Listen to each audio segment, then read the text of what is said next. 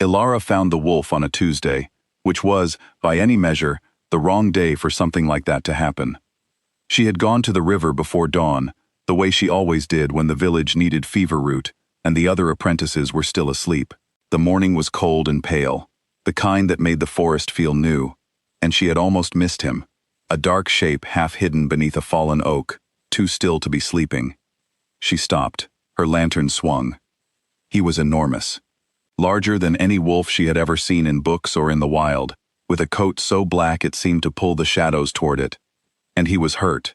3 iron-tipped arrows lodged in his left side, the kind the Ashfen scouts used on large predators. He watched her approach with amber eyes that did not blink and did not panic, which was, she thought, the strangest thing about him. Most animals panicked. "All right," she said quietly, setting her lantern on a root and kneeling a safe distance away. "I'm not going to hurt you. I am, however, going to remove those arrows, which will hurt, but only for a moment. I need you to be very still." He was very still. She worked slowly and carefully, the way her mentor had taught her. Clean cuts, steady hands, no hesitation once you had started. The wolf made no sound, not once. He simply watched her with those amber eyes, and she found herself talking to fill the silence, which was a habit she had never been able to break.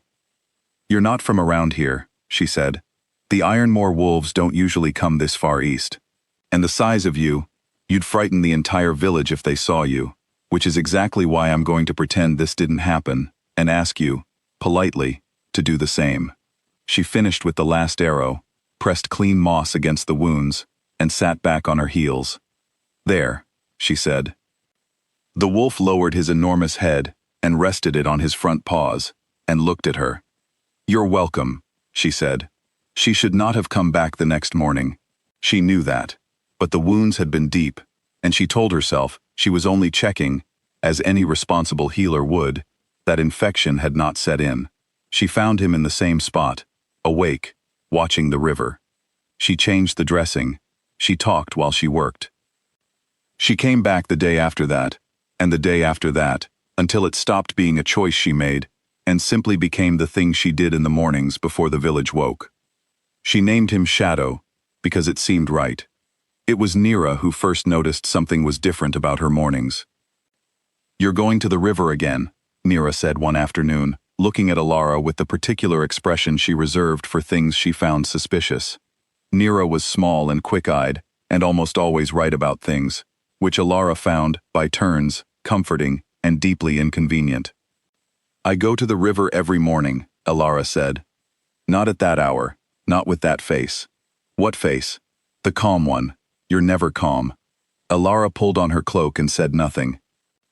2 days later, Nira followed her. She heard the gasp before she saw her friend standing at the tree line, staring at Shadow with all the color gone from her face. "Elara," Nira said very carefully, "the way you spoke to someone standing on a ledge. That wolf has the build and coloring of the Ironmoor Alpha bloodline." "He's just a wolf," Elara said. "He is enormous. He's a large wolf." Elara. Nira. They looked at each other. Nira looked at Shadow. Shadow looked at Nira with the patient, measuring expression Elara had come to recognize as his default, and Nira took one small step backward. "I need you to consider," Nira said, "the possibility that you are not being entirely rational about this." "I consider it regularly," Elara said cheerfully. "Come and meet him. He won't bite." Nira did not come and meet him, but she stopped trying to talk Elara out of it, which was its own kind of acceptance. She sachmins. It was a problem with the Ashfen scouts that changed things. Elara had known they were operating closer to the village. The Elder Council had warned everyone to avoid the eastern river path after dark, but she had not expected to encounter them at dawn, which was, she supposed, her mistake. 3 of them emerged from the tree line while she was refilling her water flask, and the look on their faces was not the look of people who meant to let her walk away quickly. "The healer girl," the tallest one said, "the one who's been visiting the river." She did not wait to hear what came after that. She turned and ran, and she was fast. Her father had always said she had a runner's legs, but they were 3, and she was 1, and she had barely made it 20 feet before someone caught her arm. Then there was a sound. It was not a growl. It was something lower than that, something that seemed to come from the ground itself, and every one of the scouts went very still. Elara turned her head. Shadow stood at the edge of the clearing. What happened next was swift and quiet and entirely controlled. That was what she thought about later, when she was sitting on a rock with her hands in her lap, and the scouts were gone, and the forest was still again. It had not been chaos. There had been no frenzy to it.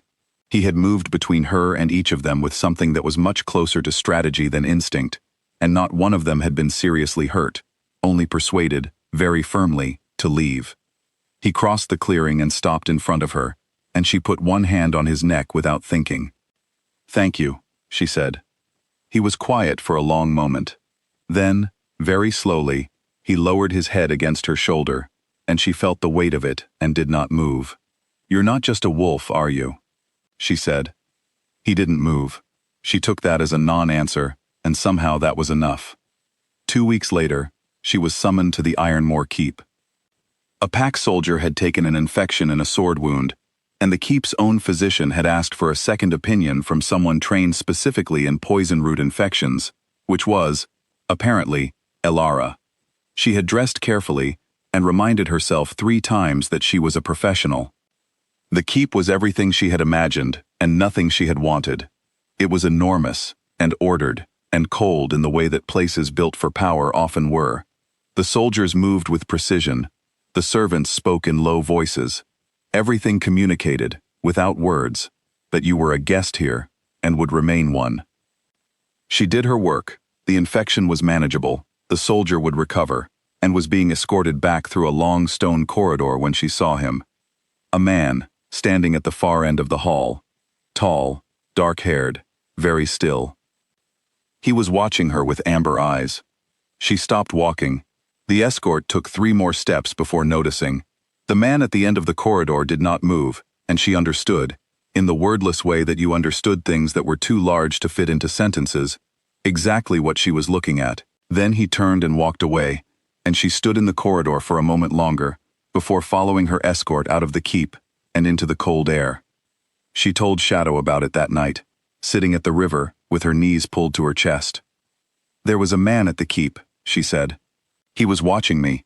He had your eyes, which I realize sounds insane, but I can't think of another way to describe it." She paused. "I also can't decide whether I'm frightened or not, which probably means I should be." Shadow lay beside her with his chin on her knee, which he had taken to doing in the last week. "I trust you," she said, "whatever that's worth." The formal assembly was announced 4 days later. All citizens with healer credentials were required to attend. Elara put on her best dress, which was blue and very plain, and practiced not looking nervous in the small mirror above her wash basin. "You look fine," Nira said from the doorway. "I look exactly like someone who has been talking to a wolf for a month and has possibly lost her mind." "You look fine," Nira said again, firmly. The assembly hall was full. The healers were arranged in a formal line along the left side of the room, and Elara stood near the end of it and kept her eyes on the stone floor and focused on breathing. When the Alpha King entered, the room shifted, the kind of shift that happened when authority walked into a space and everyone felt it at once. She did not look up immediately. When she did, she went very still. It was the man from the corridor. Up close, he was exactly as she remembered. Tall, dark, composed, and he was moving down the line of healers with the quiet attention of someone who took the task seriously. She watched him come and told herself to breathe and reminded herself that she was a professional, and then he stopped in front of her, and she forgot all of that. She looked at his face. He looked at hers.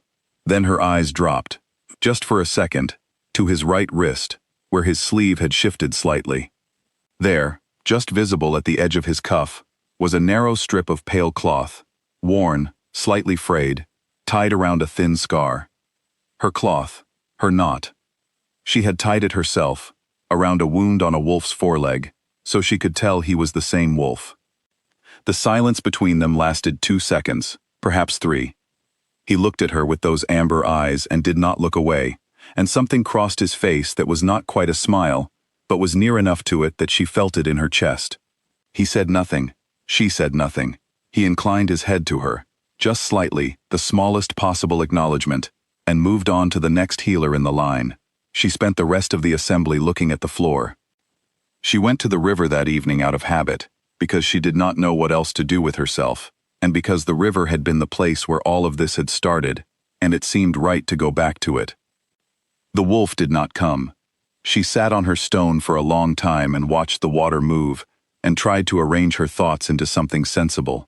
She had gotten as far as deciding that she was not frightened, which surprised her, when she heard footsteps behind her. She did not turn around immediately. She already knew. He sat down on a flat stone a short distance away, close enough to speak, far enough to make it clear he was not assuming anything. He was in plain clothes. No symbols of rank, no formality. He looked, she thought, very much like a person who had been carrying something heavy for a long time, and was tired of it. The river moved between them, and the silence stretched, and she was the one who finally spoke. "How much of it did you understand?" she said. "All of it," he said.